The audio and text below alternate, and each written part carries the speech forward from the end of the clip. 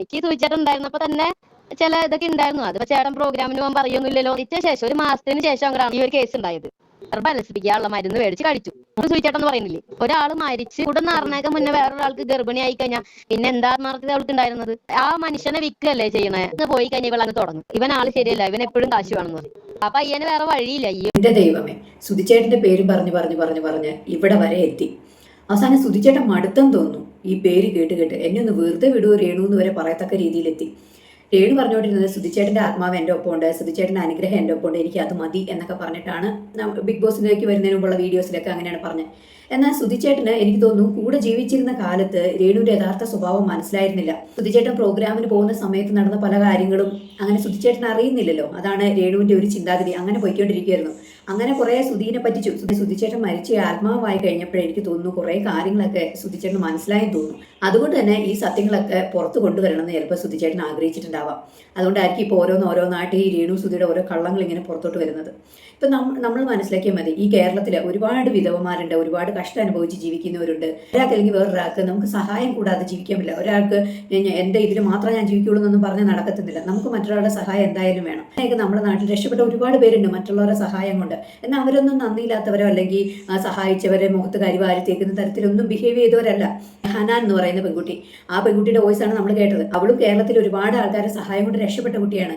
School വിട്ട് വന്നതിന് ശേഷം സ്കൂൾ യൂണിഫോമിൽ തന്നെ മീൻ കച്ചവടം നടത്തുന്ന ഒരു ഹനാനെ കുറിച്ച് നമ്മൾ കേട്ടു. അങ്ങനെ ഒരുപാട് പേര് ആ കുട്ടിയെ സഹായിച്ചു. ആ ഒരു കഷ്ടപ്പാടിൽ നിന്നൊക്കെ ആ കുട്ടിക്ക് ഒരു മോചനം കിട്ടി. അതെന്തുകൊണ്ടാണെന്ന് വെച്ചാൽ മറ്റുള്ളവർ സഹായിച്ചത് കൊണ്ടാണ് അങ്ങനെ സംഭവിച്ചത്. അപ്പൊ അതുപോലെ തന്നെയാണ് ഈ സുധി എന്ന് പറയുന്ന വ്യക്തി മരിച്ചു കഴിഞ്ഞപ്പോൾ എല്ലാവർക്കും മനസ്സിന് ഭയങ്കര വിഷമായിരുന്നു. കാരണം സുധിയുടെ വൈഫ് രേണു, 2 കുട്ടികൾ, കിച്ചു, റിതപ്പൻ, ആ കുഞ്ഞുങ്ങളുടെ വിദ്യാഭ്യാസം, രേണുവിന് ഒരു ജോലിയില്ല, എത്രയോ പേര് വിഷമിച്ചു. അവർക്ക് കാരണം അവർക്ക് ആ സമയത്ത് കടബാധ്യതകളൊക്കെ ഉണ്ടായിരുന്നു, ഒരുപാട് പ്രശ്നങ്ങളുണ്ടായിരുന്നു ഫൈനാൻഷ്യലി. അപ്പോൾ എല്ലാവരും ഒരു മനസ്സോടെ ഒന്നിച്ച് നിന്ന് കുറേ പേര് അവരെ സഹായിച്ചു. കുറേ നല്ല ആൾക്കാർ അവരെ സഹായിച്ചു. അങ്ങനെ അവരെ കൈപിടിച്ചു ഉയർത്തി രക്ഷപ്പെട്ടു. എന്നാൽ ഇതൊക്കെ സുധീനെ പറ്റിച്ചുകൊണ്ടായിരുന്നു ചെയ്തതെന്ന് അറിയുമ്പോൾ കേൾക്കുമ്പോൾ ഭയങ്കര ഒരു വിഷമം. കാരണം അദ്ദേഹം മരിച്ചു കഴിഞ്ഞതിന് ശേഷം ഇപ്പോൾ രേണു ഒരു വിവാഹത്തിലേക്ക് പോവുകയോ അല്ലെങ്കിൽ ഇഷ്ടപ്പെട്ട ഒരാളുടെ കൂടെ ജീവിക്കുകയോ ചെയ്ത് നമുക്കൊരു ബുദ്ധിമുട്ടില്ല. വിധവയായ ഒരു സ്ത്രീ വേറെ വിവാഹം കഴിക്കരുത് ഞാൻ പറയത്തില്ല. കാരണം അങ്ങനെ ചെയ്യാൻ നമ്മൾ പാടില്ല. അവർക്ക് വിവാഹം കഴിക്കണമെന്നാണെങ്കിൽ കഴിക്കുക. അവരുടെ കുട്ടികൾക്ക് സുരക്ഷിത ഉറപ്പ് വരുത്തിയതിനു ശേഷം അവർക്ക് വേറൊരു ബന്ധത്തിലേക്ക് പോകണമെങ്കിൽ പോകാം. അതിനൊന്നും ഒരു തെറ്റുള്ള കാര്യമല്ല. ആ വ്യക്തി ഭർത്താവായി കൂടെ ഇരിക്കെ അയാളോട് ചെയ്യുന്ന ചതി അത് നല്ലതല്ല. ഇഷ്ടമില്ലെങ്കിൽ ഒന്നിനെ ഡൈവോഴ്സ് ചെയ്തിട്ട് വേറെ വഴിക്ക് പോകണം.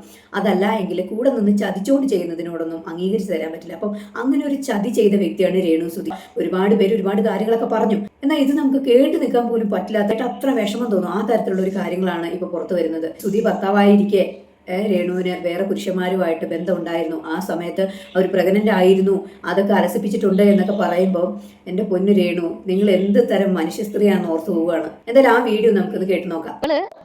ഇപ്പൊ നമ്മളെന്ന് വെച്ച് കഴിഞ്ഞാൽ ആ കുട്ടി ജീവിക്കാൻ വേണ്ടി കഷ്ടപ്പെടുന്നു, അതിനൊക്കെ നമ്മൾ സപ്പോർട്ട് ചെയ്യും. പക്ഷെ ഒരു ജെനുവിനിറ്റി ഉണ്ടെങ്കിൽ മാത്രമല്ലേ നമുക്ക് സപ്പോർട്ട് ചെയ്യാം. അപ്പോൾ കേരളം മൊത്തം സപ്പോർട്ട് കിട്ടിയ ഒരാളാണ് ഞാൻ. നമ്മളൊരാളെ സ്വഭാവം എന്താണെന്ന് അറിയാൻ വേണ്ടി നടക്കില്ല. ഒരു രീതിയിൽ എന്റെ ഭാഗത്ത് നിന്ന് ചില സംഭാഷണങ്ങൾ ഉണ്ടായിരുന്നു. എന്താണ് സൂചിച്ചിട്ടുള്ളപ്പോൾ നിനക്ക് എന്തെങ്കിലും ഉണ്ടായിരുന്നു? ആ രീതിയിൽ വെറുതെ ചോദിക്കില്ലേ, നമ്മൾ ചോദിക്കില്ല. ഞാനപ്പോ വെറുതെ നിനക്ക് അങ്ങനെ വല്ലതും ഉണ്ടായിരുന്നോ എന്ന് ചോദിക്കാം, നൈസായിട്ട്. അതായത് സ്വഭാവം അറിയാൻ വേണ്ടി വെറുതെ നോക്കിയതാ. എന്നിട്ട് ഞാൻ പറഞ്ഞു, എന്താണ് അറിയാം, ഇനിയിപ്പോ നിനക്ക് നിന്റെ കാര്യങ്ങളൊക്കെ എങ്ങനെ, ഇനിയിപ്പോ നീ വേറെ ബന്ധത്തിലേക്കല്ലേ പോവില്ലേ, അങ്ങനെയൊക്കെ വെറുതെ ചോദിക്കില്ലേ, കൂട്ടുകാരൊന്നും ചോദിക്കില്ലേ, വളരെ ഫ്രാങ്ക് ആയിട്ട് നമ്മൾ ചോദിക്കില്ലേ, അതുപോലെ. അപ്പൊ ഞാൻ ആ ചോദിച്ചപ്പോ ആ കൂട്ടത്തിൽ എന്താണ് റിയൽ ക്യാരക്ടർ എന്ന് അറിയാവുന്ന ഒരു ക്യൂരിയോസിറ്റി കൂടെ എനിക്ക് ഉണ്ടായിരുന്ന ആ സമയത്ത്. അത് ഞാൻ ഇല്ലാന്ന് പറയുന്നില്ല. അപ്പോ ആ സമയത്ത് എനിക്ക് ചോദിച്ചിട്ടുണ്ടായിരുന്നപ്പോ തന്നെ ചില ഇതൊക്കെ ഉണ്ടായിരുന്നു. അതിപ്പോ ചേട്ടൻ പ്രോഗ്രാമിന് പോകാൻ പറയൊന്നുമില്ലല്ലോ എന്നുള്ള രീതിയിൽ ടോക്ക് വന്നു. അത് കഴിഞ്ഞിട്ട് ആ ടോക്ക് വന്നിട്ട് അപ്പൊ തന്നെ അത് വിഴുങ്ങും ചെയ്തു. പിന്നെ ഞാൻ അങ്ങനെ ഒന്നും പോയിരുന്നില്ല. പിന്നെ അതൊന്നും ശരിയല്ലല്ലോ എന്ന് പറഞ്ഞിട്ട് അപ്പൊ തന്നെ അവൾ മാറ്റി. വായന വന്ന സാധനം അപ്പൊ തന്നെ അവൾ മാറ്റി. ഇരിക്കുമ്പോ ഈ കൂട്ടുകാരി ഉണ്ടല്ലോ, ഇവൾക്കാണ് മുഴുവൻ കാര്യങ്ങൾ അറിയാവുന്ന ഒരാൾ. അപ്പൊ ഇവള് വന്ന് പറഞ്ഞു, ഇവളെന്റെ അടുത്ത് വിളിച്ചിട്ട് പറഞ്ഞു, അവിടെ ഇവളുടെ അത്ര പ്രായമില്ല, പയ്യൻ എത്ര 20 വയസ്സാണുള്ളൂ എന്ന് കേൾക്കണം, 20-25 അതിന്റെ ഉള്ളിലുള്ളൂ ആ പയ്യന് പ്രായം. ആ പയ്യനായിട്ട് എന്താ പറയാ, ഇപ്പൊ നമുക്ക് ഫിസിക്കൽ നീഡ്സ് കാര്യങ്ങളൊക്കെ ഉണ്ടാവുമല്ലോ. അപ്പൊ ആ ഒരു രീതിയിൽ ഇവള് എന്തായി, ഫിസിക്കലി റിലേഷനായി. അങ്ങനെ റിലേഷനായിട്ട് ഇവള് പ്രഗ്നന്റ് ആയി. അപ്പൊ എന്താ വെച്ചാൽ ഈ കാര്യം എനിക്കും ആ കൂട്ടുകാരിക്കും പിന്നെ ഇവളെ ആശുപത്രിയിൽ കൊണ്ടുപോകാൻ ഹെൽപ്പ് ചെയ്തൊരു ചേച്ചി കൂടി ഉണ്ടായിരുന്നു. ഈ 3 പേർക്ക് കാര്യം അറിയുള്ളായിരുന്നു. പക്ഷെ വേറെ ആരൊക്കെയോ എങ്ങനെയൊക്കെ അറിഞ്ഞിരിക്കുന്നു. ഏതൊക്കെയോ മീഡിയയിൽ വർക്ക് ചെയ്യുന്ന ചില ആൾക്കാരൊക്കെ എങ്ങനെയൊക്കെയോ ഈ കാര്യം ഹോസ്പിറ്റൽ വഴിയോ എങ്ങനെയാണെന്ന് എനിക്ക് അറിയില്ല കേട്ടോ. പക്ഷെ ആരൊക്കെ കാര്യം അറിഞ്ഞിട്ടുണ്ട്. മരിച്ച ശേഷം ഒരു മാസത്തിന് ശേഷം അങ്ങനെയാണ് ഈ പറയണ ഈ ഒരു കേസ് ഉണ്ടായത്. അപ്പൊ സുചേട്ടന്റെ കുട്ടി അല്ലാത്ത കാരണം തന്നെ ഇവിടെ ആ സമയത്ത് പ്രഗ്നൻസി ആയിട്ട് നടന്നു കഴിഞ്ഞാൽ ഇവൾക്ക് അത് വലിയ ഇഷ്യൂസ് ആവും. അപ്പൊ ഇവൾ എന്ത് ചെയ്തു, ഇവള് കൊണ്ടുപോയിട്ട് ഈ ചേച്ചിനെ വിളിച്ചു, ഞാൻ ഈ പറഞ്ഞ കൂട്ടുകാരിനെ വിളിച്ച് അവള് പോയിട്ട് ചങ്ങനാശ്ശേരിയിലുള്ള NS എന്നൊരു ആശുപത്രിയില്ലേ, NSO അങ്ങനെ എന്തൊരു ആശുപത്രി, അവിടെ പോയിട്ട് ഇവള് ഇതിന് ഗർഭലസിപ്പിക്കാനുള്ള മരുന്ന് മേടിച്ച് കഴിച്ചു. ഇങ്ങനെ എല്ലാ നാട്ടിൽ നടന്ന കള്ളത്തരങ്ങൾ കാണിച്ച് സഹായിച്ചവരെ നിങ്ങൾ ഇതുപോലെ അവരുടെ സമൂഹത്തിന് മുമ്പിൽ ഇതുപോലെ കരിവാരി തേച്ച് നാണം കെടുത്തിയിട്ട് നിങ്ങൾ മിടുക്കിയായിട്ട് എത്ര നാളിരിക്കാൻ നിങ്ങൾ വിചാരിച്ചു? അതല്ലേ ദൈവം ഉണ്ടെന്ന് പറയുന്നത്. ഈ ഒരു നാള് സത്യങ്ങളെല്ലാം പുറത്തു വരും എന്നുള്ളതാണ് അതിന്റെ ശരിയായ കാര്യം. ഇപ്പൊ എത്രയോ പേരെ നിങ്ങൾ അപമാനിച്ചു, എന്നിട്ട് നിങ്ങൾക്ക് ബിഗ് ബോസിൽ ചെന്നിട്ട് നിങ്ങൾ ഒരാൾ പോയിന്റ് ചെയ്ത അല്ലെങ്കിൽ നിങ്ങളുടെ ഒരു കുറ്റം ഒരാൾ പറഞ്ഞു, നിങ്ങൾക്ക് അത് സഹിക്കാൻ പറ്റുന്നില്ല. ഉടനെ കരച്ചിലായി, ഉടനെ പറയുന്നു എന്നെ പേഴ്സണലി വിളിച്ച് സംസാരിച്ചാൽ പോരെ, നിങ്ങൾക്ക് എന്നോട് പറയണ്ടെങ്കിൽ എന്നോട് മാത്രമായിട്ട് മാറിയിരുത്തി സംസാരിച്ചാൽ എന്താ എന്നൊക്കെ ചോദിക്കുന്നു. പബ്ലിക്കായിട്ട് എന്നെ പറയുന്നത് എന്തിനാ എന്നൊക്കെ ചോദിക്കുന്നു. അപ്പൊ രേണുവിന് വിഷമമുണ്ട്. അത് പബ്ലിക്കായിട്ട് എന്നെ പറ്റി ആരെങ്കിലും പറഞ്ഞാൽ എനിക്കിത് മോശമാവും, അവരെന്ത് വിചാരിക്കും, കിച്ചു എന്ത് വിചാരിക്കും, ഋതപ്പൻ എന്ത് വിചാരിക്കും. നിങ്ങൾ സഹായിച്ച ആൾക്കാർക്ക് കുടുംബവും കുട്ടികളും അവർക്കും ഉണ്ട് കാര്യങ്ങൾ. അപ്പൊ അവരെ അപമാനിച്ച അവരുടെ ബിസിനസ്സിനെ തകർത്താൽ അവരുടെ കുടുംബം എങ്ങനെ നിലനിൽക്കും? ഇതൊന്നും ചിന്തിക്കാതെ ഓരോന്ന് പറഞ്ഞിട്ട് ഇപ്പൊ ദൈവം തന്നെ നിങ്ങൾക്കിട്ട് നല്ല അടി തന്നുകൊണ്ടിരിക്കുകയാണ്. രേണുവിന്റെ ചിന്താഗതിയിൽ സുധിച്ചേട്ടനാണ് കൂടെ ഇരിക്കുന്നത്, സുധിച്ചേട്ടന്റെ ആത്മാവാണ് നടത്തണേന്ന് പറയുന്നു. അങ്ങനെയാണെങ്കിൽ സുധിച്ചേട്ടന്റെ ആത്മാവായിരിക്കും ഈ സത്യങ്ങളൊക്കെ പുറത്തോട്ട് കൊണ്ടുവരുന്നത്. തിരിച്ചിരിക്കുമ്പോൾ എന്നോട് വിളി ചതിയാണോ ചെയ്തതെന്ന് ഓർത്ത് ആത്മാവായി കഴിഞ്ഞപ്പോഴേക്കും പല കാര്യങ്ങളും തിരിച്ചറിഞ്ഞത്. അത്രയ്ക്ക് രേണു ചെയ്തല്ലോ ചതിയൊക്കെ. പിന്നെ ഇച്ചുവിനെ പറ്റി രേണു എന്തൊക്കെയാ പറയണത്? ഞാനാണ് എല്ലാ കാര്യങ്ങളും ചെയ്തു കൊടുക്കണേ, അവന് പൈസ കൊടുക്കുന്നത് ഞാനാണ്, അവന്റെ കാര്യങ്ങൾ നോക്കുന്നത് ഞാനാണ് എന്ന് പറയുന്ന രേണുസുതി യഥാർത്ഥത്തിൽ എന്താണ് ചെയ്തുകൊണ്ടിരുന്നത് എന്നുള്ളത് നമുക്ക് കേട്ടുനോക്കാം. കിച്ചു വന്നിട്ട് കുറച്ച് പൈസ ആവശ്യത്തിന് വന്നിട്ട് ഇടയ്ക്കിടയ്ക്ക് 300 രൂപ 500 ഇതൊക്കെ ഉള്ളിൽ നിന്ന് വാങ്ങിക്കൊണ്ടുണ്ടായിരുന്നു. കിച്ചുവിനോട് ആ മോനെ അമ്മ തരാം, എടുത്തോ മോനെ, ചക്കര മോനല്ലേ എന്ന് കാശ് ഇങ്ങോട്ട് കൊടുക്കും.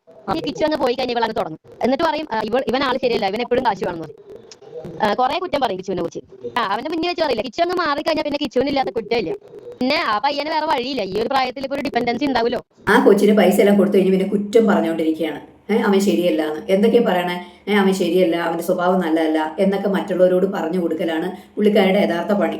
ഇത് കഴിഞ്ഞിട്ട് മാന്യമായിട്ട് വന്നിട്ട് പറയാണ് ഞാനാ എല്ലാ കാര്യങ്ങളും അവന്റെ ചെയ്തു കൊടുക്കുന്നതെന്ന് പറയും മാന്യമായിട്ട്. സത്യങ്ങൾ ഓരോന്നായി പുറത്തു വരും എന്നതിന്റെ ഒരു തെളിവ് കൂടി ഇത്. ഈ കാര്യം എനിക്കും ആ കൂട്ടുകാരിക്കും പിന്നെ ഇവളെ ആശുപത്രിയിൽ കൊണ്ടുപോകാൻ ഹെൽപ്പ് ചെയ്തൊരു ചേച്ചി കൂടി ഉണ്ടായിരുന്നു. ഈ 3 പേർക്ക് കാര്യം അറിയുള്ളായിരുന്നു. പക്ഷെ വേറെ ആരൊക്കെയോ എങ്ങനെയൊക്കെ അറിഞ്ഞിരിക്കുന്നു. അവള് പോയിട്ട് ചങ്ങനാശ്ശേരിയിലുള്ള NS എന്നൊരു ആശുപത്രിയില്ലേ, NSO അങ്ങനെ എന്തൊരു ആശുപത്രി, അവിടെ പോയിട്ട് ഇവള് ഇതിന് ഗർഭലസിപ്പിക്കാനുള്ള മരുന്ന് മേടിച്ച് കഴിച്ചു.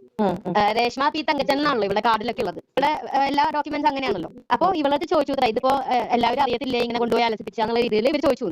അപ്പൊ ഇവര് ചോദിച്ച സമയത്ത് പറഞ്ഞു ഈ പറയുന്ന ആശുപത്രിയിൽ രേണുക എന്നല്ലല്ലോ അറിയപ്പെടുന്നത്, രേഷ്മ എന്നാണല്ലോ സർട്ടിഫിക്കറ്റ് ഉള്ളത്. അപ്പൊ സർട്ടിഫിക്കറ്റ് പ്രകാരം ഒരു പേപ്പർ എഴുതിയാൽ തന്നെ പെട്ടെന്ന് ഡോക്ടർ പേര് ചോദിച്ചാൽ തന്നെ രേഷ്മ എന്നല്ലേ അറിയുള്ളൂ.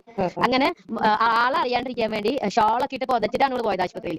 എന്നിട്ട് അവിടെ പോയിട്ട് രേഷ്മ പി തങ്കച്ചൻ എഴുതി കൊടുത്തു. ഈ പേര് ഇഷ്ടമല്ലെന്നല്ലേ നിങ്ങൾ പറഞ്ഞത്? രേഷ്മ പി തങ്കച്ചൻ അല്ല എൻ്റെ പേര് രേണുസുതി എന്നാ.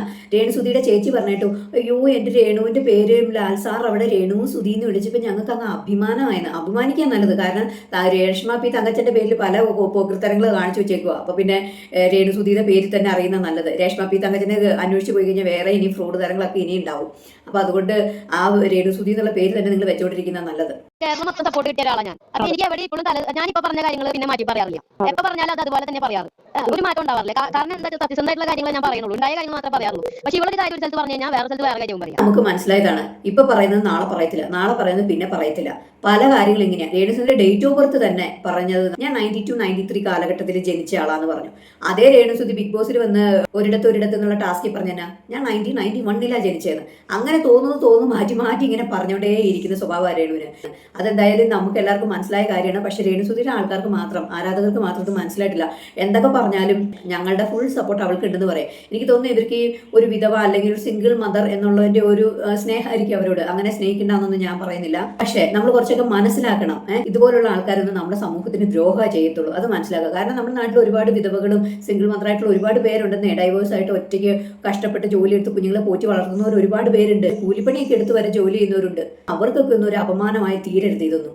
ആ തരത്തിൽ ചിന്തിക്കുകയാണെങ്കിൽ രേണുസുതിയുടെ ജീവിതം എന്ത് പ്രചോദനമാണ് ജനങ്ങൾക്ക് നൽകുന്നത്.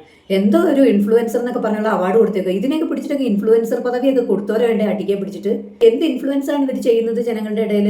ഇവരൊരു ജീവിതം എടുത്ത് നോക്കി കഴിഞ്ഞാൽ എന്ത് ഇൻഫ്ലുവൻസ്? ഇങ്ങനെ ഭർത്താവ് ഉണ്ടായിരിക്കുക, ഭർത്താവിന്റെ കണ്ണു പിടിച്ച് വേറൊരുത്തന്റെ കൂടെ പോയി ജീവിക്കുന്നത് ഇൻഫ്ലുവൻസർ ആണോ?